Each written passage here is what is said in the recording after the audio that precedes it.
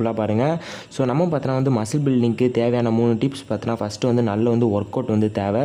So எந்த அளவுக்கு நம்ம மசில்ஸுக்கு நல்லா இன்டென்சிட்டியோட ஒர்க் அவுட் தரோம் அப்படின்றது முக்கியம். எந்த அளவுக்கு நம்ம ப்ராப்பராக வந்து ஒர்க் அவுட் வந்து அந்த ஒர்க் அவுட் வந்து கரெக்டாக பண்ணுறோம், பண்ணி நம்ம மசில்ஸுக்கு வந்து தரோம் அப்படின்றது ரொம்ப முக்கியமான ஒரு விஷயம். ஸோ அதனால் ப்ராப்பர் ட்ரெயினர் வச்சுட்டு ஒர்க் அவுட்ஸ் பண்ணுங்கள். அப்படி இல்லாட்டி வந்து ஜிம்மில் நிறைய வீடியோஸ் வந்து இருக்கும், ஜிம் வீடியோஸ். ஸோ அதெல்லாம் பார்த்து கரெக்டான ஒர்க் அவுட் வந்து ப்ராப்பரான ஒர்க் அவுட் வந்து பண்ணுங்கள். ஸோ அதிகமாக ஓவர் ட்ரைனிங் பண்ணிடாதீங்க. ஸோ உங்கள் மசில்ஸ் பார்த்தோன்னா அதுக்கப்புறம் க்ரோ ஆகாது. ஸோ வந்து க்ரோ ஆகுறதுக்கு கொஞ்சம் குறிப்பிட்ட டைம் பீரியட் ஆகும். ஸோ அதனால் வந்து ஓவர் ட்ரைனிங் பண்ணாமல் கரெக்டான ப்ராப்பர் ஒர்க் அவுட் வந்து உங்கள் மசில்ஸுக்கு வந்து ஃபஸ்ட்டு கொடுங்க. ஸோ செகண்ட் பார்த்தோன்னா ஈட் ப்ரோட்டீன் ஃபுட்ஸ். ஸோ எந்த அளவுக்கு நம்ம ப்ரோட்டீன் எடுக்கிறோமோ அந்த அளவுக்கு நம்ம மசில்ஸ் வந்து நல்லா ஸ்பீடாக க்ரோ ஆகும்.